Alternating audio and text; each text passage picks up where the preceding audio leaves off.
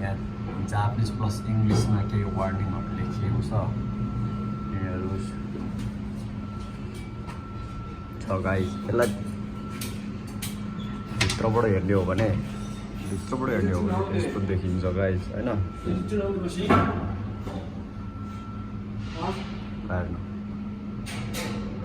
यस्तो छ। यो चाहिँ खास यसरी खोलेर हेर्न चाहिँ खासै कसैलाई दिँदैन। हामी चाहिँ यहीँ काम गर्ने भएर यसो मिल्छ भनौँ न। अब म तपाईँहरूलाई यताबाट देखाउँछु त्यो मेसिन है। यो हेर्नुहोस्, पानीको स्टिम बनाउने मेसिन हो यो। सबैजनाले सब्सक्राइब गरेर साथ दिनु होला गाइस।